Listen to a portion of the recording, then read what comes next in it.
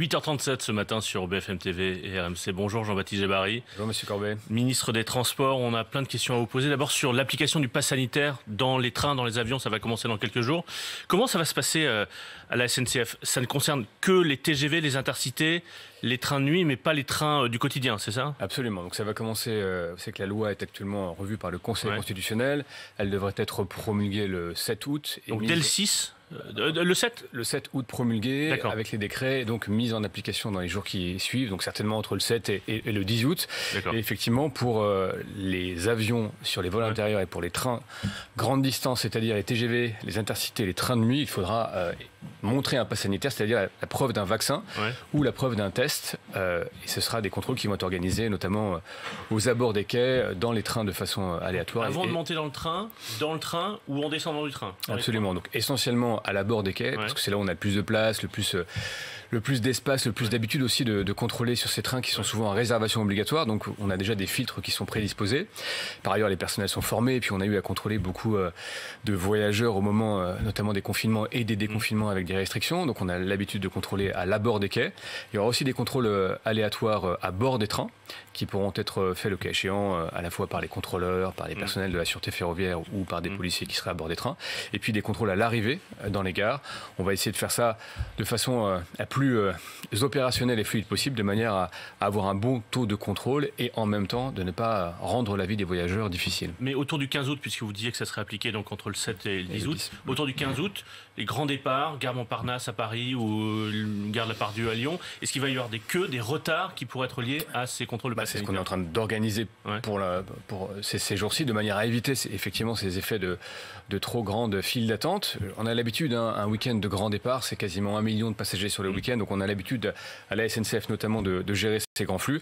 Et donc on essaye d'avoir, je le disais, des contrôles qui soient massifs, parce qu'il faut notamment dans les premiers jours que les Français s'habituent à présenter leur pass sanitaire, mais aussi une fluidité dans les circulations de manière à ne pas avoir trop d'engorgement et surtout à rendre le voyage qualitatif, en tout cas tant que faire se peut. Mais contrôle massif, vous dites, contrôle aléatoire, mais est-ce que ce seront des contrôles systématiques? Non, pas systématiques dans la mesure où on parle de 400 000 voyageurs par jour.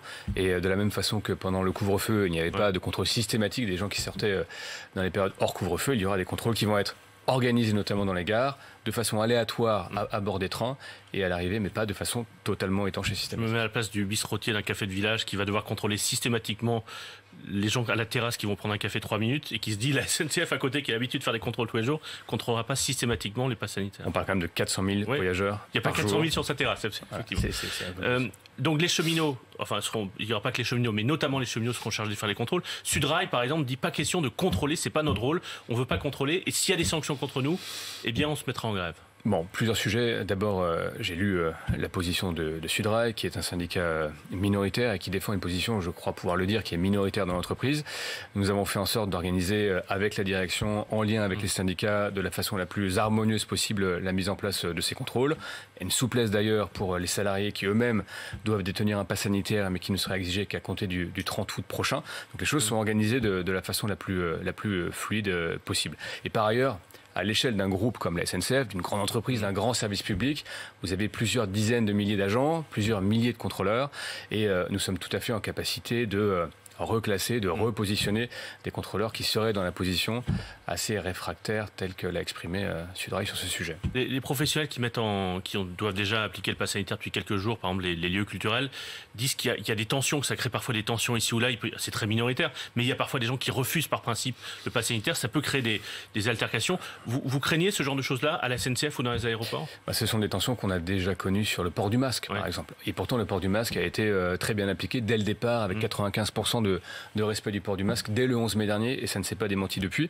J'ai envie de vous dire qu'on est habitué à ce genre de phénomène. Nous avons toujours été intransigeants sur le respect et le respect de la dignité des contrôleurs, et évidemment nous serons intransigeants sur ce plan-là, et nous demandons aux passagers de respecter et évidemment de le faire en courtoisie et en politesse avec ceux qui sont en charge des contrôles. Moi, je n'anticipe pas, comme cela s'est passé avec le masque, de problèmes massifs sur ce sujet-là. Mais nous serons extrêmement vigilants, en lien évidemment avec les forces de l'ordre sur ce sujet. Prenons quelqu'un qui part en vacances, qui a un billet de train ou billet d'avion, qui ne veut pas se faire vacciner, mais qui se dit je veux faire un test. Le test est positif, 3 jours avant le départ, test est positif. Est-ce qu'on peut se faire rembourser son billet de train ou d'avion? Ça, c'était un des sujets qu'on a eu à éclaircir ces jours passés. Et donc oui, si vous réservez un billet de TGV pour aller à Marseille par exemple et que vous êtes déclaré positif entre-temps, la SNCF s'engage à rembourser le billet de train. Alors, la même chose s'applique pour les avions, puisque vous savez que pour les avions, c'est jusqu'au jour du départ qu'on peut exiger le remboursement ou l'annulation. Justement, à propos des avions, Air France expérimente déjà depuis la mi-juillet un dispositif qui s'appelle Ready to Fly. D'ailleurs, on ne comprend pas bien pourquoi ça a été c'est un titre en anglais alors qu'il s'agit de vol vers la Corse. Prêt à voler, on va le changer. Prêt à voler, voilà. Donc, en gros, on donne ces informations sanitaires quelques jours à l'avance à la compagnie pour éviter les queues. Est-ce que ça va être élargi à d'autres destinations? Alors ça, c'est un vrai sujet. Eurotunnel l'a aussi fait d'ailleurs pour les transits entre le Royaume-Uni et la France, et ça marche très bien. Donc, on essaye en fait simplement de lier le pass sanitaire avec le billet. Donc, Air France a fait cette expérimentation qui est très satisfaisante. Eurotunnel l'a fait. Et on travaille avec la SNCF parce qu'on pense aussi que ces restrictions, elles peuvent être durables. Donc, on veut l'organiser de façon extrêmement sérieuse et précise. Et peut-être plusieurs années? Plusieurs mois en tout cas. Et donc, on veut aussi profiter en quelque sorte de cette crise pour digitaliser davantage le voyage d'une manière générale.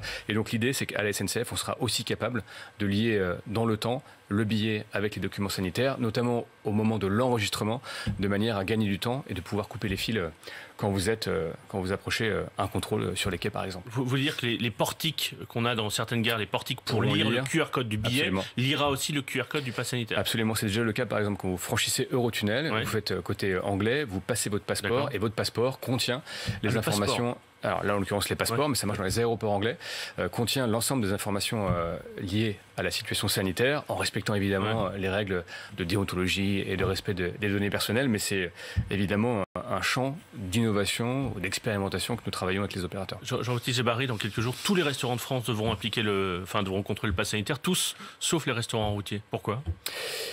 Parce qu'il y a un certain nombre d'exceptions. C'est le cas des restaurants routiers qui sont aussi restés ouverts, par exemple, pendant la crise, alors que les restaurants étaient fermés, parce que c'est le respect de la chaîne logistique. Je rappelle qu'au tout départ des premiers confinements, on a eu des tensions sur la chaîne logistique. La chaîne logistique, c'est la capacité pour les Français d'aller s'approvisionner en denrées alimentaires, en biens de première nécessité dans les supermarchés. Donc c'est tout à fait important que les routiers... Mais là, on pourrait appliquer le pass sanitaire aux restaurants routiers, non? Il y a beaucoup de routiers qui sont vaccinés. Je vous dis, il y a beaucoup de routiers. Les routiers, c'est beaucoup de transit, c'est beaucoup de routiers étrangers, c'est beaucoup de flux entre plusieurs pays. C'est plusieurs dizaines de milliers de routiers qui chaque jour franchissent nos frontières. Donc c'est pas par peur que les routes soient bloquées par un mouvement contre le pass sanitaire? C'est qu'on travaille, on est dans une économie de flux tendus, avec des flux logistiques qui sont extrêmement serrés et tendus, et qu'il ne faut pas déstructurer dans ce moment de l'été les flux logistiques. Et nous avons réussi, ces flux logistiques, à les maintenir le plus opérationnel possible depuis 1 an et demi. Il faut que ça continue. Autre sujet, Jean-Baptiste Djebari, il y a eu un éboulement sur un chantier ferroviaire près de Massy dimanche soir. Ça a causé l'interruption du trafic, mais surtout un ingénieur SNCF a été enseveli. Est-ce que vous avez des informations nouvelles ce matin à ce sujet? Alors, nouvelle, en tout cas, effectivement, ce qui s'est passé dimanche en fin d'après-midi, c'est qu'un ingénieur de SNCF Réseau est venu d'ailleurs sur son temps libre, parce que c'était quelqu'un de très engagé, de passionné, est venu vérifier le chantier, qui était conduit aux abords des RER C et B, jusqu'au 12 août d'ailleurs, pour améliorer la voirie à ce moment-là. Il y a eu un éboulement, il a malheureusement à l'abord d'un puits, il y a eu un éboulement sur le côté. Malheureusement, cette personne a été ensevelie et est toujours actuellement recherchée. Donc nous sommes évidemment très, très pessimistes parce que cela fait maintenant plus de 72 heures. Et nous avons dû sécuriser notamment le tunnel TGV qui passe sous ce chantier et qui voit circuler les TGV Sud-Ouest et Atlantique, raison pour laquelle pendant 6 heures nous avons suspendu les circulations pour les faire repartir en fin de journée. Et il n'y a pas de corps qui a été retrouvé pour l'instant? Pour l'instant, le corps n'a pas été retrouvé. Il y a eu des recherches de vie, pour être précis, le jour même par les pompiers spécialisés du Grimpe. Et évidemment, maintenant, ça fait plusieurs dizaines d'heures et nous sommes très, très, très pessimistes quant à l'état de cette personne. Et évidemment, nous avons une pensée émue à ses collègues, à ses amis, à ses proches et à sa famille. Il va y avoir des suites judiciaires. Est-ce que vous parliez du RER? Est-ce que ça pourrait avoir des conséquences aussi sur la reprise du trafic des RER, notamment du RER B, quand les gens rentreront de vacances dans quelques semaines? Alors, il faut comprendre effectivement que c'est un chantier du RER B et C qui est à court jusqu'au 12 août et qu'en dessous, il y a le trajectoire TGV, le tunnel TGV. Donc, trajectoire et le trafic TGV n'est pas touché. Il a d'ailleurs repris dès le lendemain sans problème particulier. Mais le chantier se poursuit jusqu'au 12 août et nous espérons que d'ici là, les choses se seront résorbées. Et vous avez raison de dire qu'il y a 2 enquêtes ou plusieurs enquêtes, des enquêtes techniques, administratives et des enquêtes judiciaires. Et une enquête judiciaire pour tirer au clair les éléments que nous aurons à connaître sur cette affaire. Jean-Alexis Djebari, la Commission européenne vient d'adopter un pacte vert qui pour réduire en fait nos émissions de CO2 de façon massive d'ici 2030. Il y a des questions sur les voitures, je vais venir dans un instant. D'abord, il y aura une taxation du kérosène dès 2023, donc ça va coûter plus cher de prendre l'avion en Europe, c'est ça? En fait, d'abord, il y a l'ambition de faire moins 55% d'émissions par rapport à 1990, et c'est une ambition que la France soutient. On a des points de vigilance. Les points de vigilance sont sur le bâtiment, sur le transport routier, par exemple. Ça pourrait coûter plus cher, s'il y a une taxation transport routier, ça pourrait coûter plus cher, justement, certains produits en supermarché? Ouais. Or, pour parler que des routiers, les routiers ont déjà subi une concurrence intra-européenne, il y a un dumping fiscal et social qui s'est installé en Europe, et donc nous avons déjà dû pallier ces dysfonctionnements. Donc, vigilance sur le bâtiment, sur le transport routier, vigilance sur les véhicules hybrides électriques. On va y revenir, et la France défendra une position que vous connaissez, et j'y reviendrai dans un instant. Et puis, d'une manière générale, sur le kérosène, sur la taxation du kérosène, nous sommes dans ce grand mouvement de décarbonation de l'aviation. J'étais hier pour lancer, ou en tout cas continuer de développer la filière des biocarburants, donc dans une grande stratégie de décarbonation. Et la taxation du kérosène ou l'incorporation de biocarburants ne peut s'entendre, en tout cas ne peut être efficace qu'à une échelle pertinente, qui est à minima celle de l'Europe, plus pertinente encore à l'échelle mondiale, et c'est la position que défend la France et continuera de défendre la France. Parce que donc vous allez vous battre sur cette question du kérosène et aussi sur la question des véhicules, puisque là, Bruxelles fixe une échéance à 2035 pour la fin des véhicules thermiques. La France voulait plutôt 2040. Et alors, ce qui est quand même surprenant, c'est que véhicules thermiques, mais y compris les véhicules hybrides, aujourd'hui, la France subventionne avec l'argent public des véhicules hybrides dont on va interdire la vente à partir de 2035. Enfin, ça n'a pas de sens. Vous avez raison. Donc, du coup, nous portons le soutien, enfin, dit différemment, pour comprendre de quoi on parle. Aujourd'hui, les émissions des transports, c'est 30% des émissions globales. Les émissions des véhicules individuels, c'est 50% des émissions de transport. Donc, il faut agir très fort sur les véhicules individuels si on veut être au rendez-vous. Mais les hybrides, on nous dit les hybrides, c'est une sorte de transition entre le thermique et l'électrique. Et donc, c'est pour ça qu'on subventionne. Et c'est ce que nous défendons. Et donc, nous défendons vis-à-vis de la Commission européenne d'incorporer à la fois évidemment tout ce qui est proposé pour le véhicule électrique, et nous soutenons cette transition extrêmement rapide, inédite dans l'histoire de la filière automobile, mais aussi l'inclusion des véhicules hybrides rechargeables, parce que nous considérons que c'est un gain en émissions et en particules tout de suite, et que nous avons besoin d'avoir des gains tout de suite et de les phaser dans le temps, de manière à être crédibles sur nos engagements environnementaux. Donc il va falloir faire un maillage de bornes électriques, on en est loin. C'est en cours. Alors c'est en cours. J'entends beaucoup de choses sur le sujet, mais on a déjà plus de 750 000 bornes partout en France, essentiellement chez les entreprises et chez les particuliers, quasiment 45 000 bornes ouvertes au public. Les vrais sujets maintenant, c'est les bornes sur les autoroutes. Ça avance bien. On a la moitié des aires de service qui sont aujourd'hui couvertes, les routes nationales et les autoroutes. Ce sera complètement couvert fin d'année. On a maintenant un sujet à la fois de couvrir le territoire, de le mailler de façon très fine, comme on a pu le faire par exemple avec la fibre, et donc de ne pas être en retard sur ce sujet-là. Et puis on a le sujet des copropriétés, qui est un sujet un peu plus compliqué. Et là, dans la loi, notamment la loi climat, on a passé différentes dispositions pour faciliter le raccordement des copropriétés. Donc ça avance et nous serons au rendez-vous. Aujourd'hui, pour comparer, on a à peu près 10% de taux d'équipement du territoire français et à peu près 8% du parc automobile électrifié. Donc l'essentiel, c'est de maintenir cette bonne corrélation entre l'équipement et le parc automobile. Puis un autre problème, un gros problème, va falloir de l'alimentation électrique, ça veut dire plus de centrales nucléaires, plus d'éoliennes. Pour donner un chiffre, et vous avez raison de le dire, aujourd'hui on a effectivement un parc qui est essentiellement fossile, il va transiter à une vitesse très rapide vers le véhicule électrique. Ça veut dire que rien que pour les transports, quand on considère le véhicule électrique et les véhicules lourds à hydrogène, les trains, les cars, les bus, les avions, on aura besoin en 2035 de 4 fois plus d'électricité. Et en 2050, 4 fois plus de centrales nucléaires, 4 fois plus d'éoliennes. En 2050, de 18 fois plus d'électricité. Donc ça veut 18 dire... 18 fois plus de centrales nucléaires, 18 fois plus d'éoliennes. Ça veut dire... Non, moi je ne crois pas au tout nucléaire ou au tout éolienne. Je crois vraiment au mix énergétique. On va avoir besoin de beaucoup plus, effectivement, d'éoliennes, d'énergie marine renouvelable, de champs solaires. Et on va avoir besoin d'un socle de nucléaire stable, solide, de nouveaux nucléaires certainement. Une nouvelle génération. De nouvelle génération, peut-être plus modulaire, parce qu'il n'y a pas de politique énergétique crédible pour remplir nos objectifs environnementaux sans un recours important au nucléaire, il faut se dire aujourd'hui. Vous avez entendu ce qu'a dit le président de la République en Polynésie française sur le nucléaire, sur les éoliennes. Il sent bien que pour toute une partie de la population française, et pas forcément des anti-écolos, mais un certain nombre de gens pour qui c'est une sorte d'agression, de pollution visuelle, qui ont l'impression que leur territoire est abîmé par les éoliennes. D'autant qu'il faut donner des chiffres. Aujourd'hui, on a à peu près 8000 éoliennes en France. J'ai dit qu'il fallait 18 fois plus d'électricité à horizon 2050 pour les transports seulement. Ça veut dire, à terme, avoir, non pas 8000, mais 40 000 éoliennes terrestres. On a 46 projets. Partout.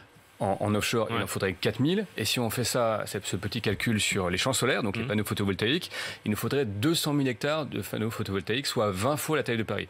Donc je veux vraiment qu'on comprenne aujourd'hui que la révolution électrique, elle est en cours et qu'il nous faudra un mix, c'est-à-dire du nucléaire en socle, de façon certainement importante, avec du nouveau nucléaire, plus modulaire, et puis évidemment davantage d'éoliennes, quand c'est possible et c'est acceptable, davantage d'énergie marine, davantage de biomasse, davantage de son solaire, mais que ça se construit réellement de façon apaisée, en regardant les données factuelles de la science, et de façon acceptable par les citoyens. On sait très bien, par exemple, que dans les Hauts-de-France, vous avez énormément d'éoliennes, il y a déjà une densité qui est tout à fait importante.